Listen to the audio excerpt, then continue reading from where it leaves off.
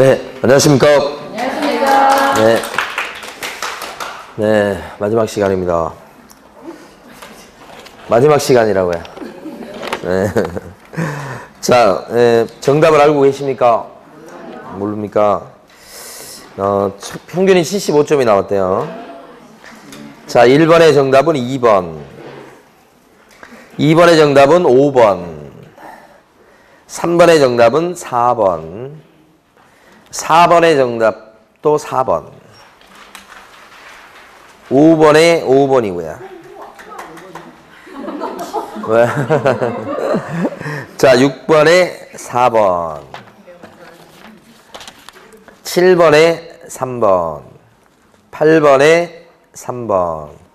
9번에 1번. 10번에 2번. 11번에 1번. 12번에 5번. 13번에 5번. 14번에 2번.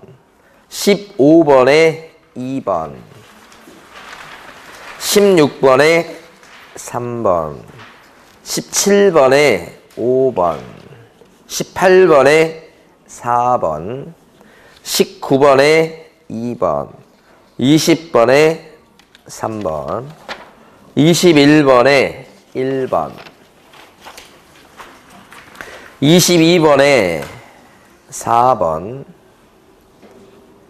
23번에 1번. 24번에 2번. 25번에 1번. 26번에 2번. 27번에 5번. 28번에 좀 어려운데 4번. 29번에 2번. 30번에 1번. 31번에 2번. 32번도 1번. 31번에 2번. 32번은 1번. 33번에 4번. 34번에 3번. 35번에 4번. 36번에 1번. 37번에 3번. 38번에 2번. 39번에 5번. 40번에 1번.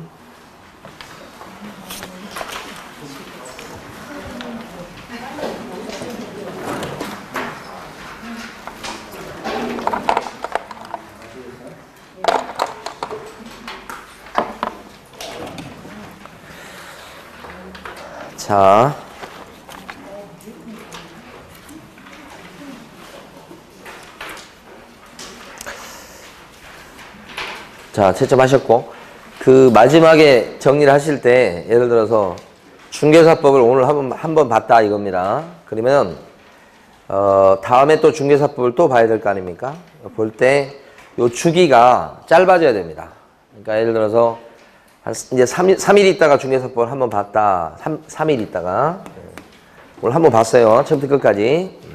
3일 있다가 또 볼 거 아닙니까? 그 다음 볼 때는 이 주기가 예를 들어서 이틀로 줄고 점점 줄어야 됩니다.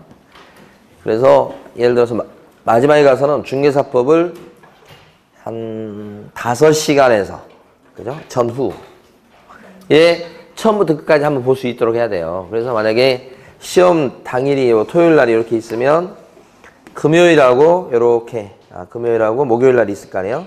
목, 금 이렇게 해서 목요일하고 금요일 이틀에 걸쳐서 한번 볼 수 있게끔. 그러면 이제 볼 것도 없어요. 이때 합격이 되는 거예요.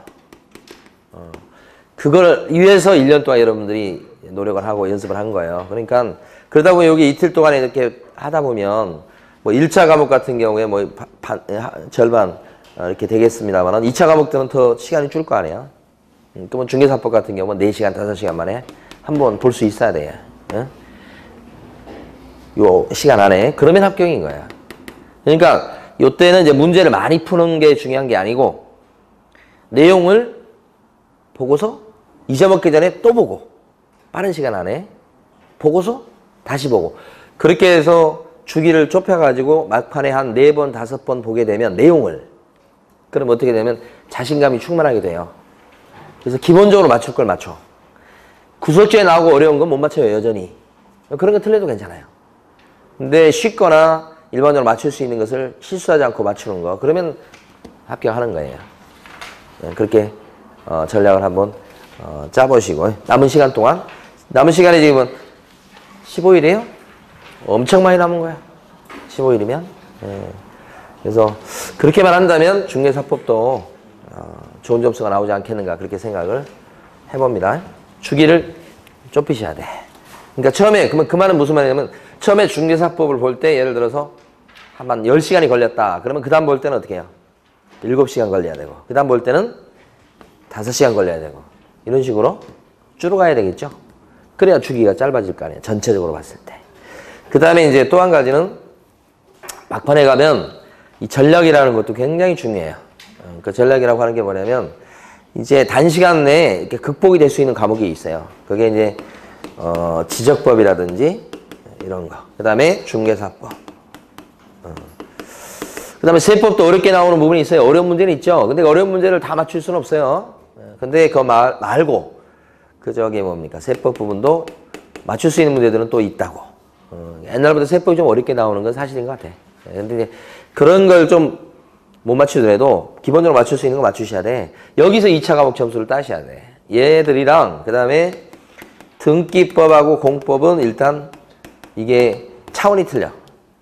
등기법이나 공법이 단시간 내에 되질 않아요.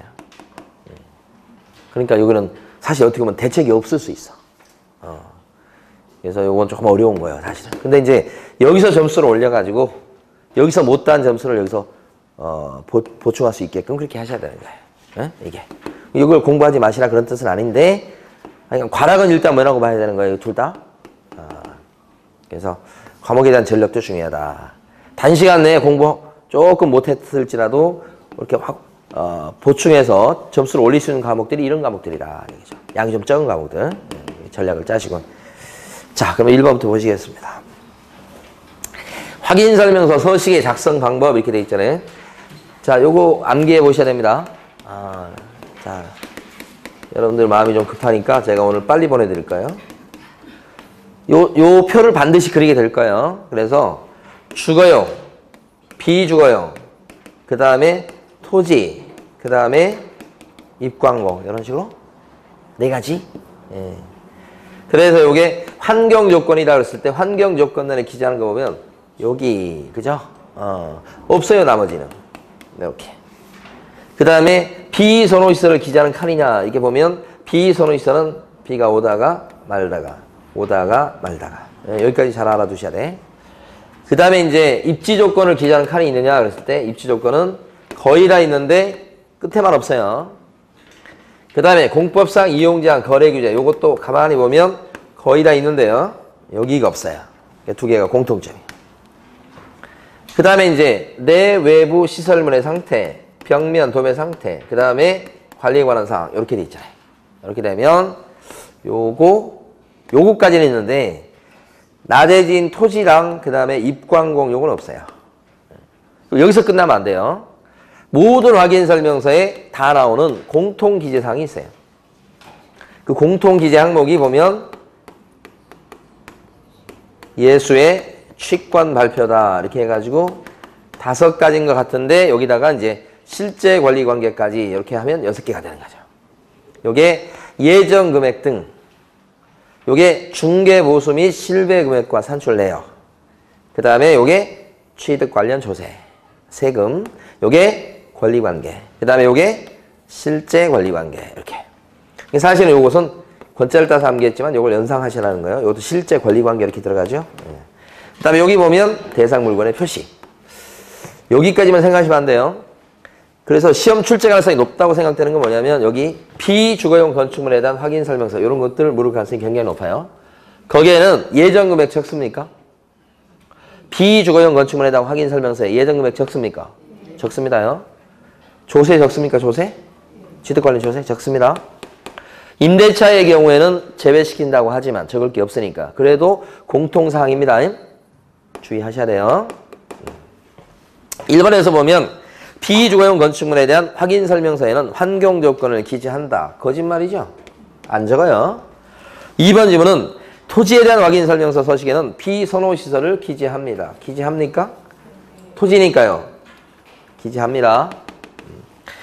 2번이 정답. 3번은 비주거용 건축물에 대한 서식에는 두 번째 거 비선호 시설을 갖다가 기재합니까? 안 적죠? 비주거용 물어봤으니까요. 안 적습니다. 그 다음에 4번은 입관공 확인 설명서 서식에는 입지 조건요. 기재합니까? 안 적죠? 이렇게.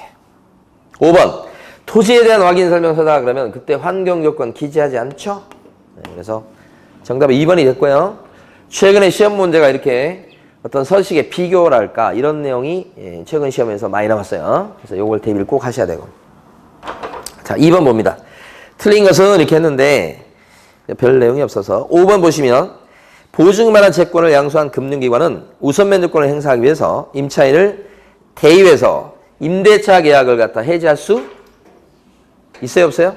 없습니다. 자, 결론 봅니다. 결론 이렇게 세 가지 결론을 내려봐요. 자, 금융기관이 보증금만한 채권을 갖다가 양수하면 그때는 우선 면제권을 뭐요? 승계한다. 이렇게 된 거야. 그렇지만 임차인까지 된 건 아니죠. 임차인까지 된 게 아니니까 금융기관은 어떻게 하느냐. 임대차 계약을 갖다가 해지할 수 있습니까? 해지는 안 되는 거. 그죠? 아무리 보증만한 채권을 양수했다고 해도 여기서 그래서 우선 면제권을 승계했다고 해도 해지는 못합니다. 자, 두 번째 거 뭐냐면 이렇게 보증만한 채권을 양수한 상태에서 만약에 임차인이 기존 임차인이 있죠? 임차인이 대항 요건을 상실합니다. 주소 옮기거나 이사 갔다는 얘기입니다. 그러면 이 금융기관의 우선 면제권은 어떻게 될까요? 어떻게 될 것 같아요? 살고 있던 진짜 임차인이 주소 옮겨버려 이사 가버리면 우선 면제권이라고 하는 것은 언제 우선 면제권을 주장할 수 있게 되면 대항 요건을 갖춘 상태에서 뭐요? 확정일자까지 받아야 되죠? 그 임차인이 만약에 이런 상태에서 확정일자 받은 상태에서 주소 옮겨버리면 임차인은 우선 면제권이 어떻게 돼요? 날아가지. 날아가잖아요. 주소 옮기거나 이사 가면 우선 면제권 상실이야. 그러니까 우선 면제권을 승계했다고는 하지만 기존 임차인이 주소 옮겨버리거나 이사를 가면 이 금융기관의 우선 면제권도 어떻게 돼요? 날아가 버리는 거예요. 자, 그 기반이 없어지는 거예요. 요것도 알아두셔야 돼. 그러니까 이렇게 되면 안 되기 때문에 만약에 임차인이 주소를 옮기거나 이사 가고 싶다 그러면 임차인은 어떻게 해야 되겠어요? 아니요. 금융기관은 어떻게 해야 되겠어요? 임차권 등기를 해놓고 이사 가라 이렇게 요구할 거 아니야. 그래서 자발적으로 안 하면 요 금융기관은 임차권 등기 명령 신청을 할 수가 있게 돼요. 누가 할 수 있다는 거예요? 이때는 임차권 등기 명령 신청을 직접 행사할 수 있는 건 아니고 어떻게 해요? 임차인을 대의해가지고 임차인의 권한이니까 이게 대의해서 할 수 있다 이렇게 되는 거지. 응? 이렇게 세 가지 결론. 우선 면제권을 승계한 금융기관은 임대차 계약 해지를 못한다. 근데 혹시라도 임차인이 주소를 옮기거나 이사가 버리면 우리 금융기관도 우선 면제권을 상실하게 된다. 그렇게 안 되려면 우리 금융기관은 임차인을 대의해서 뭘 해둬야 되겠다. 임차권 등기 명령 신청을 대신해서 대의해서 해둬야 되겠다. 그러면 어떻게? 우선 면제권을 그대로 뭐예요? 유지시킬 수 있죠? 일단 우선 면제권은 어떻게 해요? 유지. 세 가지 결론. 아주 중요한 거였습니다. 그러니까 시험에 한 번도 나온 적이 없는 거. 조문이에요, 조문. 네, 그래서 나올 가능성이 높다 이렇게 보이고. 자, 3번 보시겠습니다. 이번에 상가 건물 임대차를 중개하면서 설명한 내용 중 옳은 것은 그랬어요. 기억본에 보면 임차인은 임대인에게 임대차 기간이 만료되기 3개월 전부터 1개월 전까지 갱신 요구를 할 수 있는 게 아니고 갱신 요구는 언제까지 할 수 있죠? 6개월 전부터 1개월 전까지죠. 갱신 요구입니다, 지금. 자, 비교하실 게 기존 임차인이 권리금 받아먹기 위해서 신규 임차인을 갖다가 임대인한테 데려가면 임대인은 신규 임차인과의 임대차 계약을 체결해 줄 의무가 생기게 되죠. 원칙적으로. 그렇죠. 원칙적으로. 안 했다간 손해배상 당하죠? 그때 언제까지 데려가야만 임대인은 임대차 계약을 체결해 줄 의무가 생깁니까? 3개월 전부터 종료 시까지요. 아직 바뀌기 전 내용으로 알고 계셔야 된다고 그랬습니다. 아마 거의 바뀌기 전 내용으로 시험 보게 될 가능성이 높아요. 지금 분위기로는. 그래서 3개월 전부터 종료 시까지. 그거하고 갱신요구는 틀리죠? 갱신요구는 언제부터? 6개월 전부터 1개월 전. 그죠? 자, 니은번. 임대인의 동의를 받고 전대차 계약을 체결한 전차인은 임차인의 갱신요건 행사 기간 이내 직접 임대인에게 갱신요건을 행사할 수 있다. 전차인의 갱신요건은 시험에 여러 번 나왔어요. 근데 전차인은 갱신요구를 갖다가 임대인의 동의가 있는 적법한 임대차일 때 임차인을 대의위에서 행사할 수 있다. 이렇게 공부했죠. 그게 맞는 거예요. 그러니까 직접 행사한다는 말이 틀렸죠. 그래서 지금까지 기출문제에서는 요걸 맞는 지문으로만 한 4번 정도 출제했을 거예요. 틀린 지문으로 나올 때 대비해서 집어넣은 거예요. 직접 그러면 안 돼요. 디귿번. 상가 임차인이 3개에 달하도록 차임 연체한 사실이 있을 때 임대인은 임차인의 갱신 요구를 갖다가 거절해 버릴 수 있을까 없을까? 있다. 3기 연체 그러면 갱신 거절 사유가 되죠. 리을번. 상가 건물 임대차 보호법에 적용 보증금을 초과하는 경우 임차인은 계약의 갱신을 요구할 수가 있다. 갱신 요구권. 근데 적용 보증금 넘어가도 갱신 요구권 행사할 수 있죠. 이렇게 적용 보증금을 초과했을지라도 정할 수 있는 게 4가지. 사실 5가지 조문인데 그 대표적인 게 4가지죠. 그래서 대짝, 대항력을 인정받죠? 초과해도. 그 다음에 권리금도 보장받죠? 그 다음에 3기 연체가 있을 때 해지 사유가 또 되죠? 초과해도. 갱신 요구 이런 것도 할 수 있죠? 요게 지금 지문에 나온 거예요. 자, 그 다음에 4번. 매수신청 대리인의 활동에 관한 설명 중 옳은 것은 그랬습니다. 1번은 그 세채실에 보면 자, 매수신청 대리인이 그 확인 설명서를 갖다가 작성해서 서명 날인하고 위임인한테 주는데 그 확인 설명서에 보존 기간을 묻고 있죠. 몇 년간 보존입니까? 5년. 근데 사건 카드에 처리해서 보존합니다. 확인 설명서를. 자, 2번은 소속 공인인증사는 매수신청 대리인으로 등록 신청할 수가 없다. 자, 매수신청 대리인으로 등록 신청할 수 있는 사람 누구게요? 그렇죠. 개업 공인인증사 또는 법인인 개업 공인인증사는 이렇게 돼 있어요. 개업 공인인증사 또는 법인인 개공 이렇게 돼 있다고. 여기서 얘기하는 개업 공인인증사라고 돼 있는 이 조문은 공인 개공을 의미하는데 조문은 이렇게 돼 있으니까 이제 수험생분들이 이렇게 나왔을 때 개공 안에는 부칙 개공이 들어가는데 그럼 부칙 개공 매수신청대로 등록할 수 없잖아. 틀렸다. 이렇게 주장하신 분이 있어요. 조문이 잘못됐다고. 맞는 말이에요. 그런데 조문이 이렇게 돼 있어요. 어쩔 수 없어. 이렇게 나왔을 때 이걸 틀렸다고 하시면 안 된다. 개업 공인인증사 또는 법인인 개업 공인인증사일 거. 그러니까 매수신청 대리인으로 등록 신청할 수 있다. 이걸 따질 때는 자, 부칙 개공은요. 절대 안 됩니다. 확실하게요. 소공은 어떻게 돼 있어요? 지금 나온 소공. 안 되죠. 개공이 되는 거예요. 소공 안 되고. 자, 그 다음에 4번. 매수신청 대리를 위임받은 경우 당해 매수신청 대리 대상물의 경제적 가치에 대해서 위임인에게 설명해야 된다. 확인 설명 사항 중에 보면 설명사항 4가지가 있었죠. 경, 제, 표, 부인. 경제적 가치. 이거 설명사항. 제자가 뭐예요? 제자가. 확인 설명사항. 경제적 가치. 제는 법령상 제한사항. 제한사항. 여러분, 암기 자료 해가지고 4번까지 나간 거 있었죠? 매일매일 암기하셔야 됩니다, 이거. 특히 3번, 4번. 비교하는 것도 잘 해주셔야 돼. 매일매일 보셔야 돼, 이거. 4개 다. 그런 거 있어요, 여기 보면, 이거. 그 다음에 표는요. 물건의 표시 및 권리관계. 이렇게. 그 다음에 부인은 소유권을 취득함에 따라 부담 또는 인수해야 될 권리 등에 관한 사항. 부담 또는 인수해야 될 권리 등에 관한 사항. 요게 뭐예요? 설명사항. 경제적 가치 들어가죠. 요거 경자. 2번 정도 나왔었어요. 그 다음에 이제 4번은 폐업 신고했다 그랬을 때는 개공이 폐업을 해버리면 매수신청 대리인 등록이 취소가 되도록 돼 있어요. 다시 한번 요거 아셔야 돼요. 자, 중개업을 갖다가 자, 이게 이제 개공이죠. 할 수 있는 사람이 휴업을 했어요. 자발적으로. 그러면 매수신청 대리는 어떤 매수신청 대리인 있죠? 이 사람은 중개업을 휴업을 하면 여기는 업무정지 사유가 돼요. 아시죠?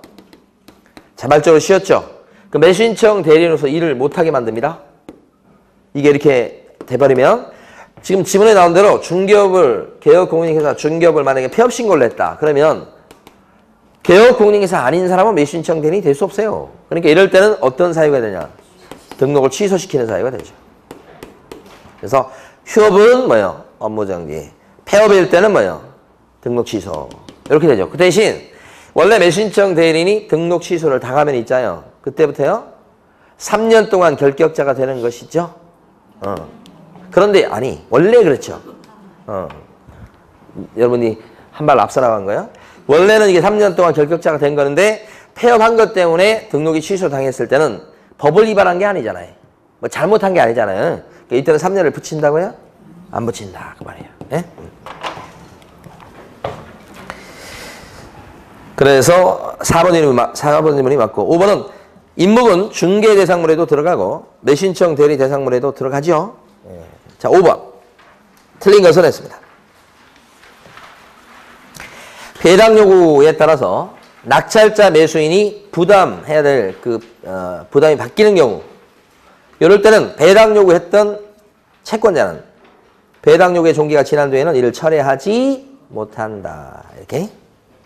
2번 경매를 통해서 토지거래 허가구역 내 농지를 취득하고 됐을 때 토지거래 허가를 받을 필요는 없다.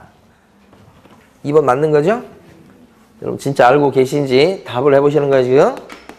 경매다 그랬을 때 토지거래 허가증 필요합니까?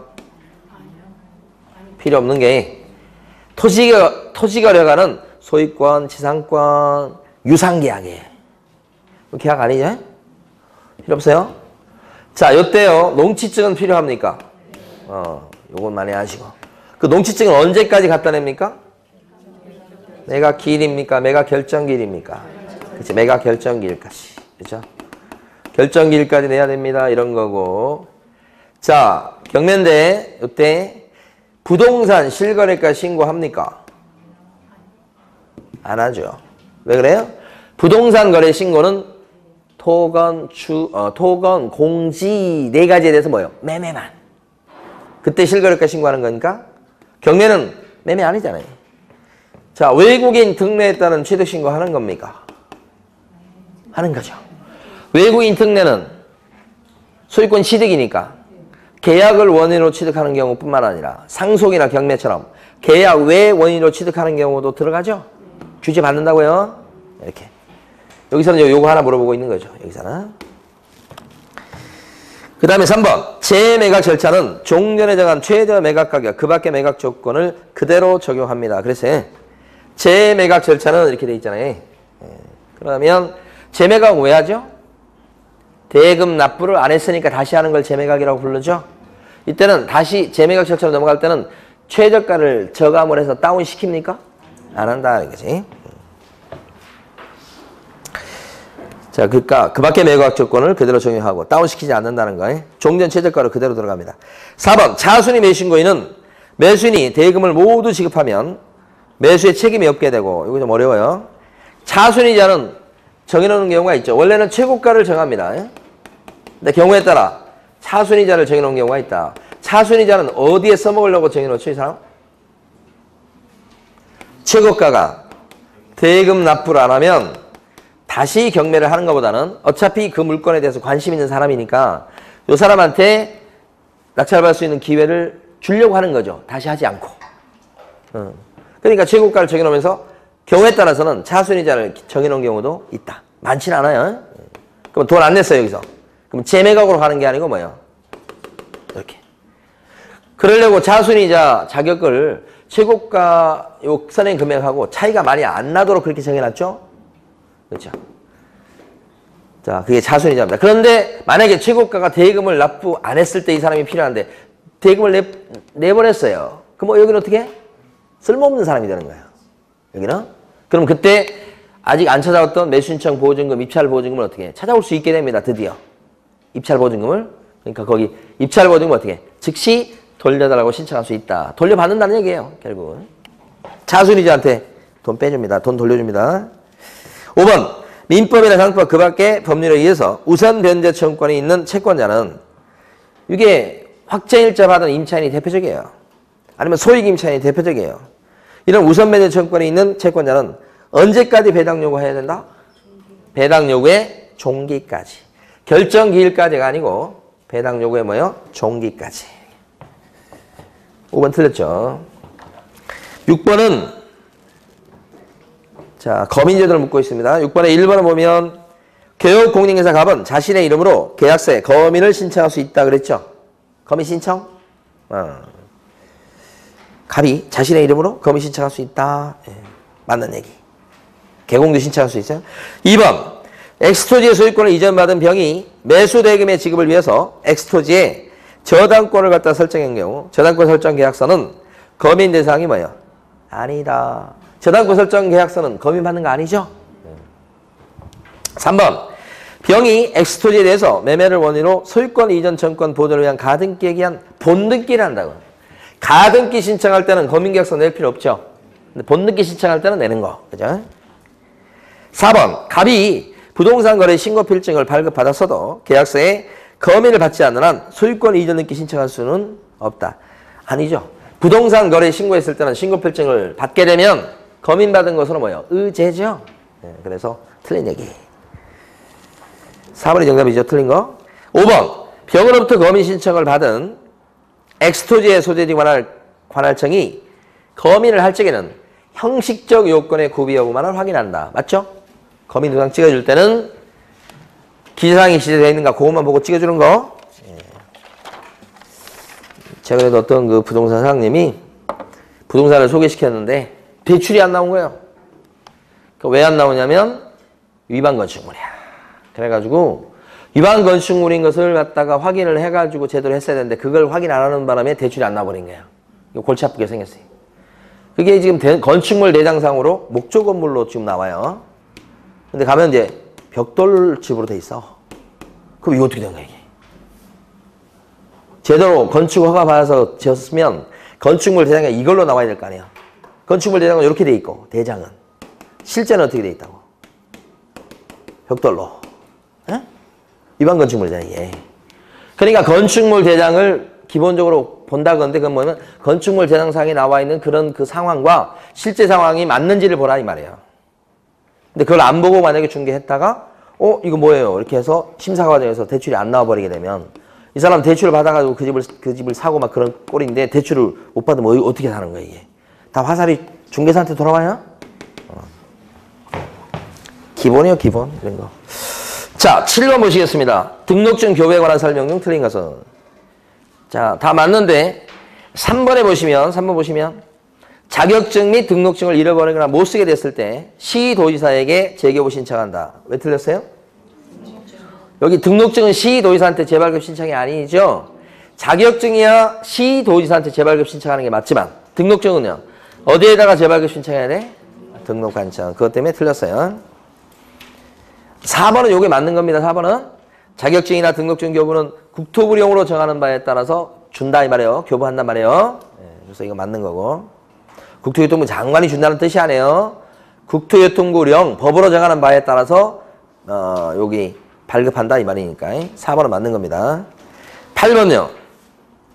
거의 다 맞추셨어요. 여기서 중개대상물에 해당되지 않는 거. 기업번에 나온 행정재산 안 됩니다. 리얼번에 나와 있는 세차장 구조물 안 되죠. 리얼번에 나와 있는 대토권도 안 되죠. 디귿번은 됩니다. 요게 아파트 분양권이죠. 9번은요. 등록 기준에 등록에 관한 설명 중 틀린 것은 1번이 틀렸어요. 어디 가요? 좀 어려운데. 법인인 교육공인중개사로 등록 신청하기 위해서 2억 원 이상을 액수가 이게 틀렸다고 보는 것보다는 2억 원 이상을 보증 설정을 해야 된다. 이렇게 되면 보증 설정이라고 하는 게 등록 요건이 된다는 얘기예요. 등록에 필요한 요건, 기준은 뭐죠? 자실사.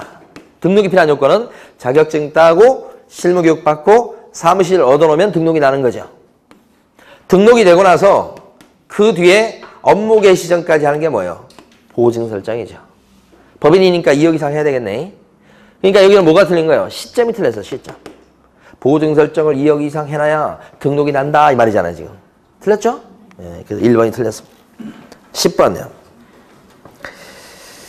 자, 2015년 10월 23일 현재 이렇게 되어 있는데 1번은 지금 그때 기준에 했을 때 결격자인 사람을 골라라 이거죠. 1번은 2009년 4월 15일 파산 선고를 받았습니다. 파산 선고 받은 사람은 결격자가 됐죠? 언제요? 언제까지? 파산 선고를 받고 복권 내기 전까지 결격자일 거예요. 이 사람 복권이 언제 됐냐면 2015년 4월 15일 날 복권 냈으니까 4월 15일 날 이 사람은 결격사에서 벗어났어요. 근데 결격자인지 아닌지 따져보는 기준 시점은 2015년 10월 달이니까 10월 달 기준으로 했을 때는 결격사에 해당되지 않죠. 그 얘기. 2번은 거짓으로 등록했다. 거짓 등록이 부정 등록이에요. 이랬을 때는 절대적 등록 취소예요. 따라서 2012년 11월 15일 날 등록이 잘렸다 이렇게. 그럼 등록 취소됐으니까 잘못해서 이때는 원칙적으로 3년 동안 결격자가 되는 거죠. 그래서 2015년 11월 14일까지는 결격자야. 2015년 11월 15일부터 벗어난 거니까 2015년 10월 23일을 기준으로 딱 보면 이 사람은 언제요? 결격자인 상태. 정답 2번이죠. 3번은 벌금 나오면요 반드시 삼관왕인가 보셔야 돼. 중개사법 위반 아니죠. 무조건 결격자 아닙니다. 벌금과 관련해서는 삼관왕이 아니면 4번 지문에 선고위에 나왔죠. 착갈선자. 무조건 결격자가 아니죠. 5번 지문 보면 자격정지를 받았다고 나오는데 자격정지 받은 기간이 얼마인가요? 자격정지 받은 기간 모르죠. 안 나왔죠. 그렇지만 많이 받아야 6개월인데 6개월을 받았다고 치더라도 2015년 10월 23일 기준으로 딱 보면 벗어난 상태죠. 네, 결격자 아닙니다. 자, 11번입니다. 분사무소에 관련된 설명 중 옳은 걸 몽땅 골라라. 거기서 보면 기억반. 어렵진 않고요. 법인인 교육 공인중개사가 분사무소를 설치하고자 했을 때 등록관청에 제출할 때요. 그 제출 서류에는 보증 설정을 증명할 수 있는 서류가 제출돼야 된다. 맞습니까? 보증 서류. 맞죠. 보증 설정 증명 서류 맞습니다. 이게. 분사무 설치 신고할 때 구비 서류가 어떻게 되는데요? 그렇죠. 실, 사, 보, 실체까지. 네? 자, 그 다음에요. 니은번에 보면 분사무 설치 신고하려는 자는 신고서를 어디에 갖다 제출합니까? 주된 사무소 수대에 관할 등록관청에 제출. 요건 맞네. 디귿번. 다른 법의 규정에 따라서 중개업을 할 수 있는 법인. 이걸 특수법인이라고 그래요. 특수법인의 분사무소는 공인중개사를 책임자로 두어야 된다. 아니죠. 오히려 책임자는 공인중개사가 아니어도 된다. 리을번. 분사무 설치 신고할 때 법인 등기사항 증명서는 제출 서류가 아니죠. 왜 그래요? 법인 등기사항 증명서나 건축물 대장 같은 것은 등록관청이 뭐예요? 확인을 해볼 수 있죠. 그래서 구비서류에 실사보 여기 안 들어가 있습니다. 그 다음에 12번에서요. 틀린 것은 이렇게 했고 어디가 틀렸냐면 5번이 틀렸죠. 5번은 보겠습니다. 분사무소 이전 신고를 받은 등록관청은 분사무소 이전 전 및 이전 후에 소재지를 관할하는 시장군수구청장한테 어떻게 해야 됩니까? 관련 서류를 송부하는 게 아니고 통보하죠. 분사무소 이전한 사실을 그냥 지체 없이 통보만 합니다. 송부 그래서 틀립니다. 자, 13번입니다. 5개의 광고물에 대한 설명 중 틀린 것은 이렇게 했어요. 1번. 무자격자가 자신의 명함에다가 13번에 1번에요. 부동산 뉴스 대표라는 명칭을 기재한 것은 잘못된 거예요. 무자격자이기 때문에 공인중개사 아닌 자인데 이 사람이 대표라고 쓴 것이 문제다. 공인중개사 아닌 사람이 공인중개사로 쓴 것도 법에 걸리는 거지만 공인중개사 아닌 사람이 공인중개사하고 유사한 명칭 쓴 것도 걸린다. 그 유사 명칭이 거기서 뭐라고요? 대표다, 대표. 그렇죠. 그래서 1번 판례죠. 맞습니다. 2번. 공인중개사인 개요 공인중개사는 사무소 명칭에다가 공인중개사 사무소 또는 부동산 중개라는 문자를 써야 되겠다. 사무소 명칭을 쓰는 방법 몇 가지죠? 두 가지. 공인중개사 사무소. 또 한 가지는 부동산 중개. 3번 분사무소의 5개 광고문에는 책임자의 성명을 표기해야 되겠다. 맞습니까? 책임자의 성명. 분사무소니까. 4번 공인중개사 자격이 없는 개인인 개요 공인중개사는 그러니까 이게 부칙개공 얘기하는 거예요. 사무소 명칭에다가 공인중개사 사무소라는 문자를 쓸 수가 없다. 썼다가는 100만 원 이하의 과태료예요. 5번 개요 공인중개사가 설치한 5개 광고물에 상명을 거짓으로 표기했을 때는 간판 실명제를 어긴 거죠. 이때는 업무정지입니까? 100만 원 이하의 과태료입니까? 100만 원 이하의 과태료. 자, 14번은요. 기출문제에서 최근에 많이 나왔던 거죠. 철거해야 될 사유는 처리, 배치입니다. 처리 등에 붙이는 배치다 이런 뜻이요. 철거 사유 3가지. 이전 신고요. 폐업 신고요. 등록 취소 당한 거죠. 이렇게 3가지. 따라서 이제 휴업 신고다 그랬을 때는요. 기간에 관계없이 이건 폐업 사유에 철거 사유에 들어가지 않고 여러 번 나왔습니다. 아직 시험에 안 나온 게 이거라고 그랬죠. 영업정지. 개공이 등록 취소를 당했을 때는 간판을 지체없이 철거해야 되죠. 근데 영업정지 당했을 때는 철거 사유가 아니죠. 철거 사유 3가지 기억하시면서 자 언제까지 이 간판을 철거해야 됩니까? 이런 사유가 발생하면 지체 없이 철거해야 되고 만약에 자진 철거 안 하면 대집행 하겠네요. 그 대집행은 어느 법에 따라 대집행할 수 있다? 행정 대집행법에 따라서 대집행한다. 거기까지. 자, 그 다음에 15번. 인장 등록에 대한 기술 중 옳은 것은 자 1번은 틀린 게 7월 30일 그죠? 등록할 인장의 크기가 7mm 이상 30mm 이내 이런 식으로. 2번은 소속 공인중개사도 업무 개시 전까지 가족관계 등록부나 주민등록표에 기재된 성명이 나타난 인장을 등록관청에 등록해야 되겠다. 누구도요? 소공도. 그죠?